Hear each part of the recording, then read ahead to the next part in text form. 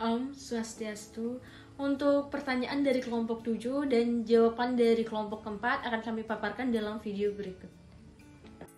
Perkenalkan, saya Putra Siska Ristiadewi, NPM 19321222216. Di sini saya akan bertanya kepada kelompok 4, yaitu mengapa pemasaran sangat penting bagi perusahaan. Terima kasih.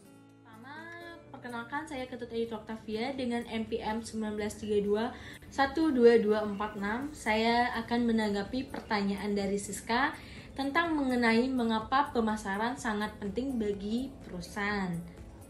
Oke, jadi tanggapan saya mengenai soal tersebut, sebenarnya pemasaran itu sangat penting bagi semua bisnis, tidak memandang bisnis itu kecil maupun besar. Karena apabila dalam suatu bisnis tidak adanya pemasaran, maka konsumen tidak akan mengetahui tentang semua produk yang telah dijual oleh bisnis atau perusahaan tersebut, dan itu bisa mengakibatkan pendapatan perusahaan semakin rendah.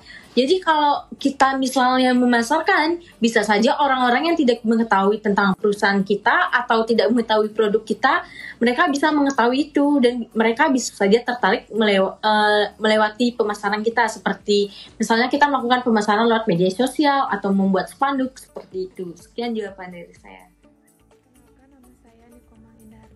NPM 19321222261. Saya dari kelompok 7 ingin bertanya, apakah kendala saat ini yang dialami Krisnaloka dalam memasarkan perusahaannya? Seperti yang dijelaskan di atas bahwa Krisnaloka sedang membangun di kawasan Renon dengan harga yang lumayan tinggi di saat pandemi ini. Jika ada, bagaimana solusinya?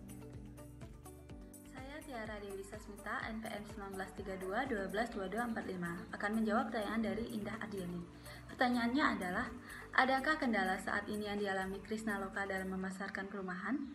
Seperti yang dijelaskan di atas bahwa Krisnaloka sedang membangun di kawasan Renon dengan harga yang lumayan tinggi di saat pandemi ini. Jika ada, bagaimana solusinya? Jawabannya adalah, tentu saja ada kendala. Sama seperti perusahaan lainnya, Krisnaloka juga mengalami penurunan dalam penjualan.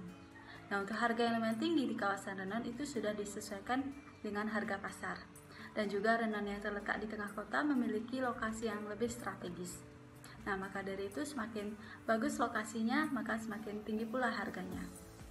Kemudian, solusi yang dapat dilakukan Krisnaloka di saat pandemi ini adalah tetap melakukan promosi melalui sosial media, karena diyakini sosial media mampu membantu dalam memperluas jaringannya. Karena target klien dari Krisnaloka itu sendiri bukan orang Bali saja, melainkan luar Bali seperti Jakarta, Surabaya, Yogyakarta, bahkan sampai luar negeri.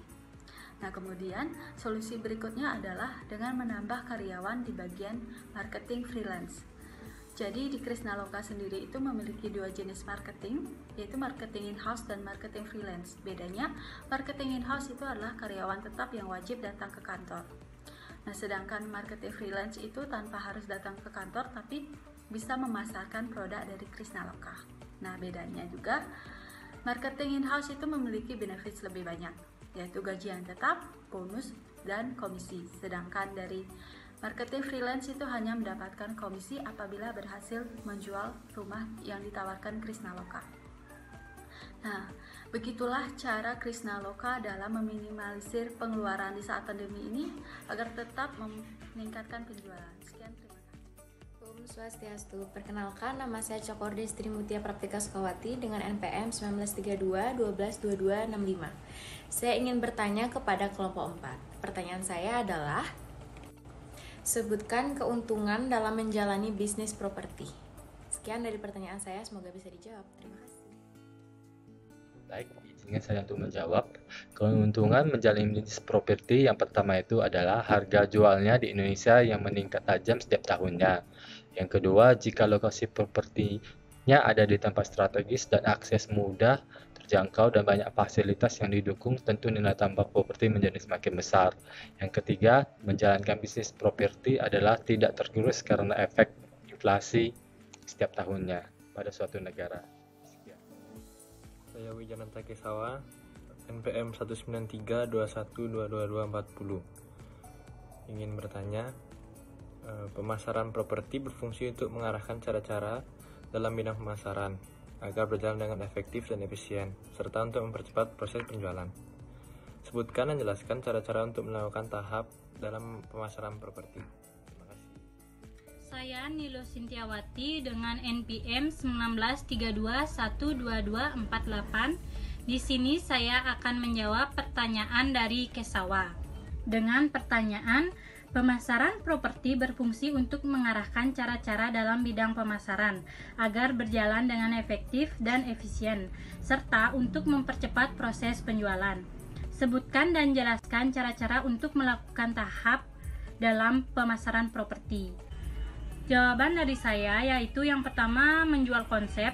Properti ditawarkan selain harus berkualitas, baik juga harus memiliki konsep yang jelas. Yang kedua, membangun hubungan dengan calon konsumen. Membangun hubungan baik dengan calon konsumen perlu dilakukan. Konsumen merupakan sarana pemasaran yang efektif. Yang ketiga, referensi hubungan baik. Setiap calon konsumen yang terpuaskan oleh pelayanan dan informasi produk yang diberikan biasanya akan menjadi perpanjangan tangan bagi perusahaan dalam memasarkan produknya. Yang keempat, mitra network. Sebuah perusahaan properti tidak akan dapat tumbuh dan berkembang bila tidak memperoleh dukungan pihak lain. Yang kelima, iklan. Alat pendukung penjualan yang sering digunakan dalam memasarkan produk perumahan dapat melalui brosur, papan reklame, media surat kabar, dan media elektronik. Yang terakhir, sales dan marketing. Sarana pemasaran lain yang dapat diterapkan adalah dengan langsung menghubungi calon konsumen melalui alat komunikasi seperti telepon dan... Perkenalkan, nama saya Nilo Made Suryani Septeningrum, NPM 19321222223. Saya ingin bertanya kepada kelompok 4. Bagaimana trik penjualan properti yang dilakukan oleh perusahaan Krishna Loka Property di musim pandemi seperti ini? Terima kasih. Om Swastiastu, selamat malam. Saya Igede Yudana Permana Putra dengan NPM 19321222243 akan menjawab pertanyaan dari anggota kelompok 7 yaitu Tia. Pertanyaannya adalah bagaimana trik penjualan properti yang dilakukan perusahaan Krishna Loka Property di musim pandemi seperti ini? Jawabannya adalah sebelumnya virus COVID-19 ini masuk ke Indonesia itu di bulan Maret tahun 2019 hingga saat ini, yang artinya kita hampir kurang lebih 2 tahun mengalami pandemi COVID-19 ini. Dampak yang sangat besar sekali dihadapi oleh seluruh masyarakat Indonesia bahkan dunia akibat dari virus corona ini, seperti pendidikan, kesehatan, dan ekonomi. Tidak bisa dipungkiri perekonomian masyarakat di Indonesia bahkan seluruh dunia sangat rendah sekali. Ini menyebabkan minat belanja masyarakat itu menurun drastis. Untuk mengantisipasi turunnya konsumen atau pelanggan Krishna Loka Property, kami selalu melakukan berbagai cara pemasaran yang optimal. Seperti di musim pandemi COVID-19 ini, kami mengoptimalkan yang namanya pemasaran menggunakan media sosial. Sehingga perusahaan Krishna Loka Property ini memiliki banyak media sosial yang umum digunakan oleh masyarakat seperti Instagram, Facebook, WhatsApp, dan web. Nah, sosial media ini akan selalu aktif memberikan informasi terbaru, berita terbaru, barang-barang apa saja, properti-properti apa saja yang kami miliki dan kami dapat tawarkan kepada masyarakat. Dan untuk menjaga tarik minat dari pembaca di masyarakat dan agar tidak jenuh, kami selalu mengganti konten-konten artikel-artikel setiap minggunya. Biasanya kami memberikan yang namanya konten atau artikel seperti desain-desain rumah terbaru yang bisa digunakan di rumah masyarakat. Terus ada rumah-rumah apa saja yang kami miliki yang dapat kami tawarkan kepada masyarakat. Terus yang ketiga itu kami biasanya memberikan cara tips merawat rumah. Nah, biasanya itu yang kami lakukan untuk menjaga sosial media kami itu tetap aktif, tetap bisa menjangkau seluruh masyarakat, sehingga konsumen atau pelanggan itu bisa tetap pada lingkungan kami. Nah, itu jawaban dari kelompok kami. Jika ada kekurangan atau salah kata, kami minta maaf. Saya ucapkan terima kasih. Sekian jawaban yang dapat kami sampaikan untuk kelompok penanya. Semoga jawabannya bisa bermanfaat dan sesuai dengan harapan. Apabila ada salah kata, kami mohon maaf dan terima kasih.